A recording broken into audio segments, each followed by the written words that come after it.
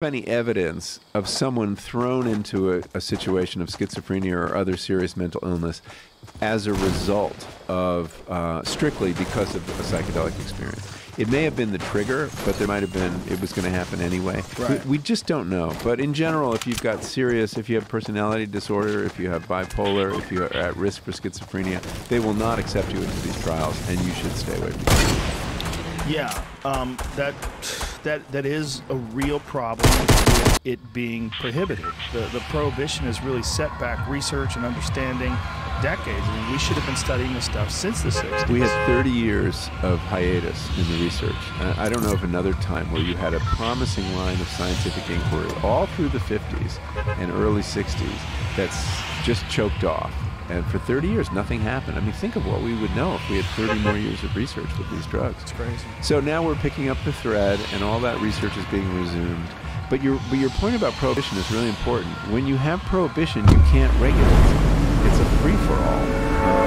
Whereas if you did legalize psilocybin, let's take as an example, you could set rules. You could say that it can only be administered by licensed guides or in a medical context, or that no one under a certain age can have it. I mean, it gives you a chance to regulate, and that's why it's saner to legalize, not in a free-for-all kind of way, but in a very considered way, than to have the system we have now, where people are going to take the drug, whether they should or not, without any kind of clearance. And by the way, who knows what you're getting? You can also regulate the strength and and in the case of LSD, in the 60s, there was a period where there was a lot of pure LSD around, and then the mob got interested in it, and they started cutting it with speed and all sorts of things, and people got into a lot of trouble. There's also the issue with like Schedule 1, right? Things that zero medic about, and that's where a lot of these drugs find themselves. Psychedelics are all Schedule 1. Yeah, that's just bananas, especially DMT. With the old Terrence McKenna line, everyone's holding. Yeah. We all have DMT in our bodies. We all have a Yeah. Schedule 1 substance flowing through our veins, which is it's the most asinine thing in the world to make your body a Schedule 1 substance. Yeah, it is. And the fact is that Schedule 1 means that these drugs have a high potential for abuse, which isn't really true with psychedelics because they're non-addictive, and that they have no accepted medical use, which is now no longer true either, because these studies have shown that they do have a medical use. Yeah. So, what I hope happens, and what we're on track to see happen, is that these trials, these drug trials, will expand. There will be now phase 3 drug trials, which is the last step before FDA approval. If the results of those trials are anywhere near as good as the phase 2, the FDA will then approve psilocybin as a medicine and MDMA, which will probably happen first. They're looking at that too, for use in treating people with trauma. And then we will be in a world where they'll have to reschedule it to 2 or 3. The opiates are 2. I mean, actually, the drug causing most suffering in our country right now, death, is not a Schedule 1, it's a Schedule 2. I think it's 2, might be 2. And so that we may see this in the next 5 years or so, which is kind of amazing. Well, we got to get someone like Jeff Sessions out of there. That guy has some really archaic ideas about marijuana. About marijuana. I thought that, okay, in this administration we're going to have another backlash. But one of the things that surprised me is that there are voices on the right supporting this research. You're seeing more of it. Rebecca Mercer has given money to MAPS, the Multidisciplinary Association of Psychedelic Studies, for their work on MDMA. And Steve Bannon has spoken out in approval of this research. And Peter Thiel is investing in a psychedelic pharmaceutical company that's getting started in England. So I don't think it may not break down in the usual right-left way that we're so accustomed to, and that may give us some protection. Well, I think one of the things that'll help is anyone who has a loved one that's going through a terminal illness and experiences these things and sees the profound alleviation of anxiety, just lessening of the worry of passing on. And Larry Hagman was once on a real straight television show on CBS, Fox News, and they asked him about his life and like what makes him so happy, and he said he had a profound attitude. And well, he goes, yeah, well, I took and Amazing. and you know, I remember seeing him on television going, wow, they didn't know this was coming. No. And seeing this straight interviewer just trying to uncomfortably move past the subject. Okay, well, the guy was down with the fucking drug. He was so warm and smiling, and I believe it was a piece on his house because he had some crazy off-the-grid sort of life and some eco-friendly house and all solar-powered and used a well and all these different things. And, you know, they were asking him what made him so happy, and I'll never forget that. He was saying, well, I did acid once, a really powerful experience. You know, Cary Changed his Grant life. also had 60 guided LSD trips in his late 50s. And he gave an interview in 1959 to a gossip, very famous Joseph Hyams, who was the gossip columnist at that time, saying this had changed his life. He was using a low dose. There were a lot of psychiatrists in LA who were giving low dose LSD to people in their normal talk therapy sessions. To essentially, it was called psycholytic therapy, mind release therapy.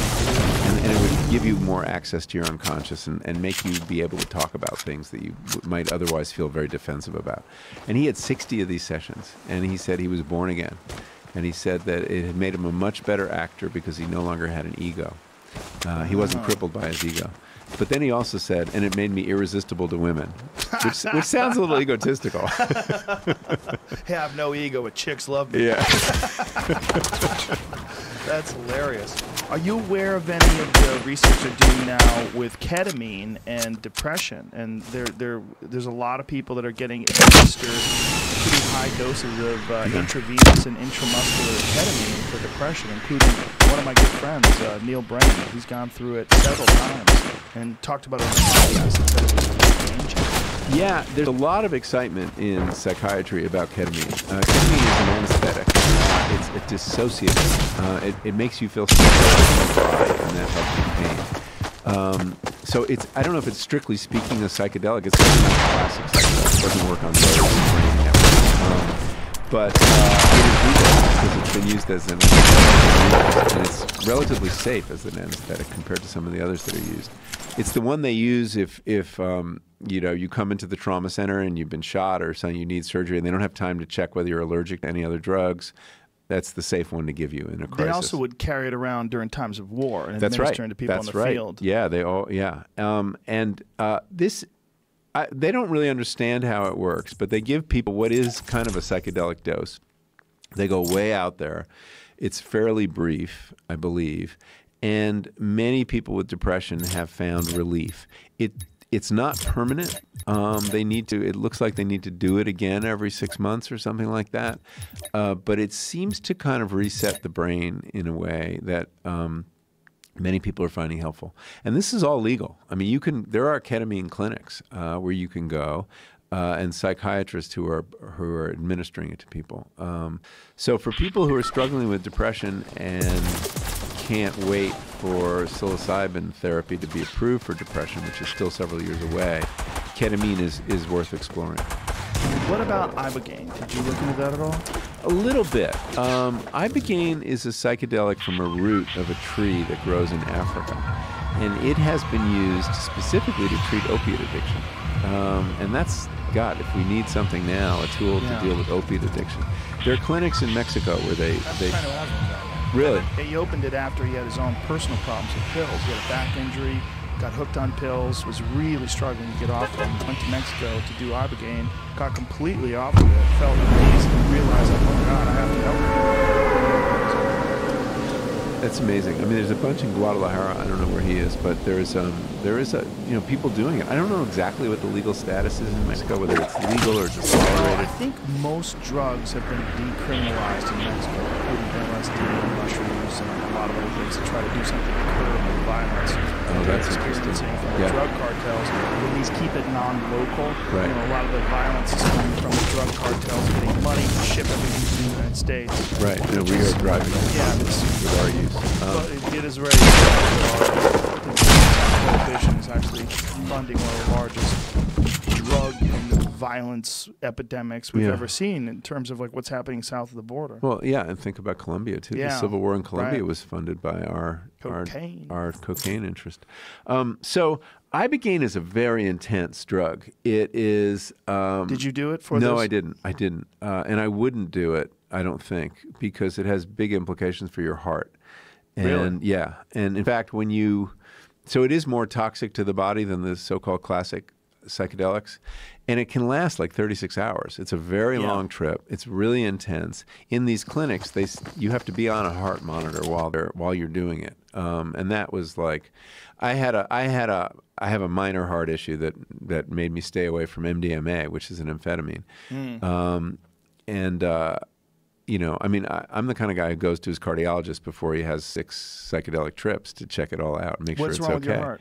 I have something called AFib, atrial fibrillation, which you know you can manage with medicine, or there's a procedure you can get. It's just a kind of occasional irregular. Yeah, it just happens sometimes.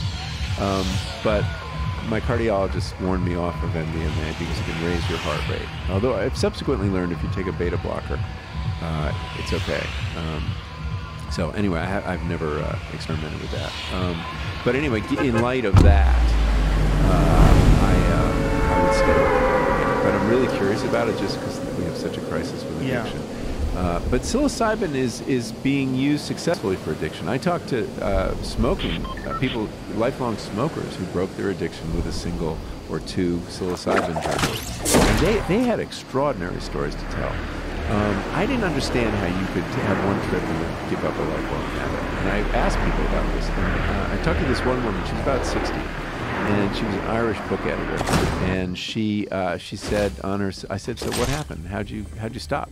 She said, first I grew wings and I flew through European history and I visited, you know, the site of Shakespeare's Globe Theater, and I saw the same witch trials, and I died 3 times, and I saw my body rising from the funeral pyre on the Ganges. I realized the universe was so amazing, and there were so many incredible things to do that killing yourself with cigarettes seemed kind of stupid.